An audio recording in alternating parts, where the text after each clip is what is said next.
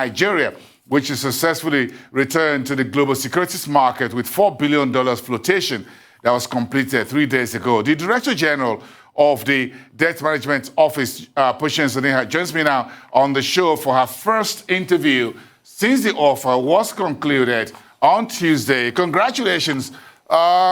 It's not easy out there, I know, so I can understand your smile, Madam Director General. Let's start with the Tuesday's successful $4 billion Eurobond offering. The other book was about $12.2 billion. Tell us more about this. Thank you. Thank you very much. We were, as a country, delighted with the outcome. It was a journey we started, but when the window opened, we had to price. So we had started roadshows with virtual roadshows with investors across the globe, the whole of Friday and the whole of Tuesday. And on those calls, we met with almost, I would say, up to 400 investor categories across the globe, including the very large ones like PIMCO, Fidelity, Aberdeen, to tell them the Nigeria story. So it was really about Nigeria, everything about Nigeria happening, not just the macro, but other developments within the Nigerian environment. So after the 2 days of intensive roadshow, our advisors told us we could price on Tuesday.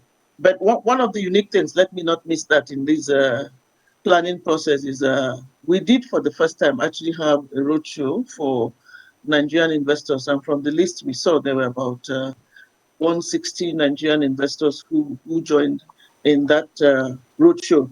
And it then gave Nigerian investors, if you ask me, an opportunity to get information about Nigeria in one package rather than piecemeal, and then to ask questions as well, and then to be able to participate. So the participation this time from the Nigerian investors was significant, and that came about because we had a Nigerian book run at this time.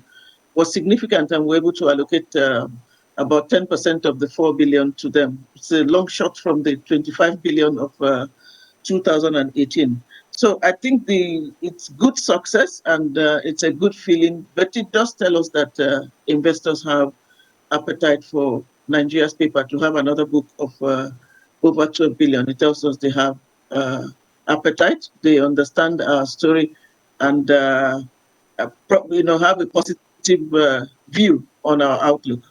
What were the questions being asked by the international investors, broadly speaking, about Nigeria? What do they want to know, really? Okay, I think maybe they'll fall into some headings. So one of it, of course, which came up fairly frequently was on revenues. What was it we're doing about revenues? And some of them reminded us that the last time we were on the roadshow, we did say we're going to diversify revenues and grow the revenues. Okay, so we're able to explain to them the developments that have taken place since then. As you know, there's an investor presentation that has highlights and then the more detailed prospectus. So we're able to share what we had done in that regard. Second point, a number of them were interested in crude oil. They still know that crude oil is a major source of foreign exchange and revenues. So they were interested in the price used in the budget as well as the production. Repeatedly, they asked what our foreign exchange policy was, outlook for the exchange rate, balance of payments, current accounts, those sort of very deep technical questions that you expect experienced analysts to ask were all put on the table. So that's essentially it fell within that range. And because we had a team, so this was a Nigeria delegation led by the Honorable Minister of Finance, Budget and National Planning, with the Central Bank Governor, the Director General of the Budget Office, and myself, were able to address the questions that they asked. Madam Director General, were the pricing or yields on these three tenured papers in line with the benchmarks in the market?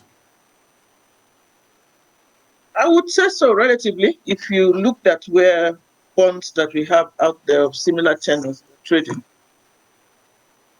we tightened the price. So earlier in the day, we actually had almost 12.6 billion of order book before we then tightened the price by about 37.5 basis points. And we then got down to 12 before we now finally allocated. No, pricing was good. Pricing was good. But how did the U.S. Federal Reserve monetary decisions announcements of yesterday, how will it play into Nigeria's debt borrowing exercise? Here is the U.S. talking about interest rate hike, inflation outlook, as well as the reduction in its asset bond buying program, which will be concluded by the middle of next year. So do you think Nigeria had gone into the market very quickly? And moving forward, do you think these external issues in the U.S. would have some implications for Nigeria's borrowing moving forward? I think that's a very relevant question at this time. So we did get into the market for a number of reasons. Of course, we need the money for the budget, but one was the market was good. There weren't too many issues at that time. You know, what we had expected was when markets opened in September, after the usual August slowdown, there'll be a lot of issues in the market. So thankfully, the market was clear, so it was a good time to hit the market.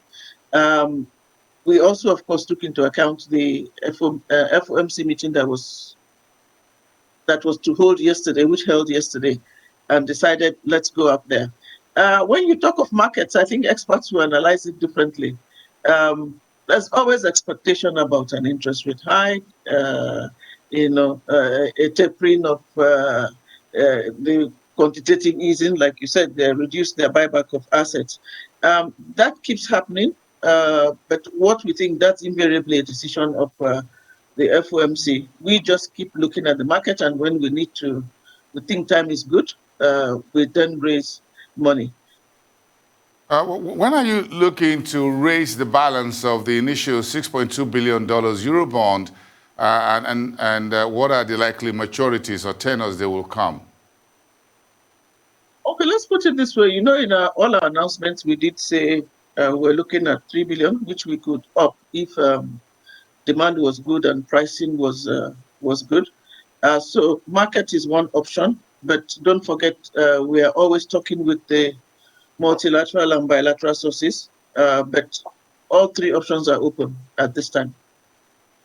So will there still be further discussions with international investors along the Eurobond? We're getting into the Q4 of the year, so would you still be talking to investors, because Nigeria still has a lot more to borrow to fund the budget, fund infrastructure and all of that? So will there still be further discussions?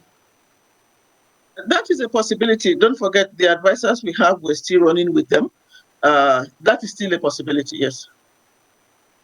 All right. Thank you so much, Patience Oneha, Director General at the Debt Management Office. We appreciate your time and congratulations on what you've been able to achieve so far. Thank you. Thank you very much. Have a great evening.